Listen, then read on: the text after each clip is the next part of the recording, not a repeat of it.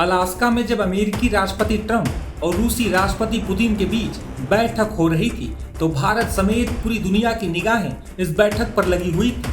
Putin और Trump की मुलाकात किसी ठोस नतीजे पर नहीं पहुंची, जिसके बाद कई लोगों के मन में यह सवाल बना हुआ है कि भारत पर 50% टैरिफ थोप चुके अमेरिकी राष्ट्रपति ट्रंप का अब भारत के प्रति क्या रुख रहने वाला है।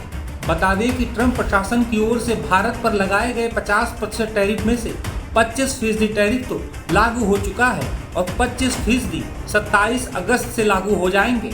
वहीं कई जानकार इस ओर इशारा कर रहे हैं कि पुतिन के साथ हुई बैठक के बाद ट्रंप के रुख में परिवर्तन देखने को मिल सकता है। इनिशियल इंडिकेशंस आ रही हैं इंडिया के लिए, वो एक पॉजिटिव रुख बताती हैं, क्योंकि अलास्का से लौटते समय वॉशिंगटन की तरफ ट्रंप से जब सवाल पूछा गया सेकेंडरी सैंक्शंस के ऊपर, जो 25% और वो लगाने की सोच रहे थे, जो कंट्रीज ऑयल परचेज करती हैं रशिया से, स्पेशली इंडिया, तो उन्होंने कहा था नहीं, मैं अब उसके बारे में नहीं सोच रहा हूं, अगर हुआ कुछ तो 2-3 हफ्ते के बाद मैं उसके बारे में बात करूंगा।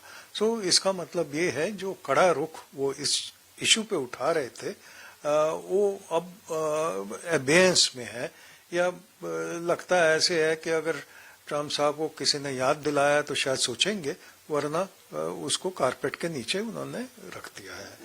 दूसरी चीज जो ये है कि इंडिया कैसे देखता है ये समिट के बारे में, और समिट में कैसे रिजल्ट्स निकले। तो एक तो ये बहुत जल्दी होगा बताना कि पॉजिटिव निकले नेगेटिव निकले, किस के लिए पॉजिटिव निकले किस के लिए नेगेटिव निकले, रशिया के लिए पॉजिटिव निकले, यूक्रेन के लिए नेगेटिव निकले, तो ऐसी अटकलें लगाना ठीक नहीं होगा। पर एक चीज साफ लगती है कि ट्रंप खुश थे इस समिट से। बता दें कि भारत और अमेरिका के बीच प्रस्तावित द्विपक्षीय व्यापार समझौते पर आगे की बातचीत के लिए अमेरिकी डेलीगेशन भारत आने वाला था। हालांकि इस बीच बड़ी जानकारी सामने आई है कि अमेरिका के बीच ट्रेड डील फाइनल होने के लिए और इंतजार करना पड़ सकता है। दरअसल भारत के साथ अगले दौर की बातचीत के लिए अमेरिकी डेलीगेशन का 25 अगस्त का दौरा अब नहीं होगा। अब इसे किसी आगे की तारीख के लिए रीशेड्यूल किया जा रहा है।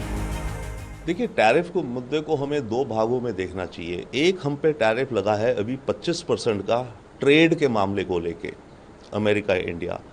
एक 25% जो हम पे लगना है 27 अगस्त से, वो है क्योंकि हम रशिया का तेल खरीदते हैं, तभी कहा जा रहा है 25-25-50 टोटल होगा। पर इसको बांटो दो भागों में, रशियन तेल के 25% को अलग रखो।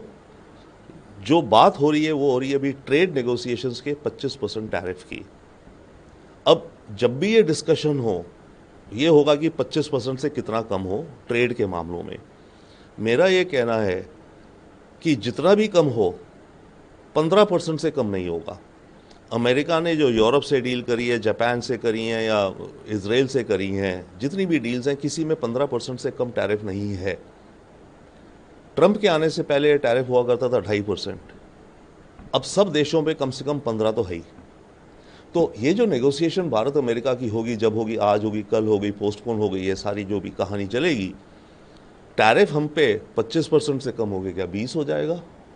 अगर हम नेगोशिएट कुछ कर लेंगे 18 हो जाएगा, बेस्ट से अच्छा 15 हो जाएगा, 15 से कम तो नहीं होगा। तो जो भी होगा हम पे 15% से ऊपर का टैरिफ लगेगा, अगर 25 नहीं तो। और हमारे यहाँ एक्सपोर्ट्स कम होंगे। 1% टैरिफ से $1 बिलियन का एक्सपोर्ट कम होता है, और $1 बिलियन के एक्सपोर्ट से 1 लाख नौकरियां सपोर्ट होती हैं। तो टैरिफ से हमें नुकसान होगा। मॉरल ये है कि भारत को तैयारी करनी चाहिए, और कर रहे हैं हम, हमारी सरकार बहुत एक्टिवली, और हमारी इंडस्ट्री भी, उनको भी दूसरी मार्केट्स ढूंढो, अपने दूसरे एक्सपोर्ट्स बढ़ाओ। पर इतनी जल्दी बढ़ नहीं पाएंगे, पर पूरा प्रयास देश के बाहर करो एक्सपोर्ट्स बढ़ाने का, और देश के अंदर अपनी मैन्युफैक्चरिंग क्वालिटी इंप्रूव करो। हमारी इंडस्ट्री को डोमेस्टिक क्वालिटी भी इंप्रूव करनी है, हमें वर्ल्ड क्लास प्रोडक्ट्स बनाने चाहिए। अपने देश के अंदर की क्वालिटी को इंप्रूव करो, मैन्युफैक्चरिंग प्रोडक्टिविटी इंप्रूव करो। और मेरा तो यहाँ तक कहना है कि 1 साल के लिए इकोनॉमिक इमरजेंसी मान करके हफ्ते में 6 दिन काम करो। अगर पूरा देश 5 के बजाय 6 दिन काम करता है, एक साल, केवल एक साल, हमारे देश की जीडीपी 2% बढ़ जाएगी।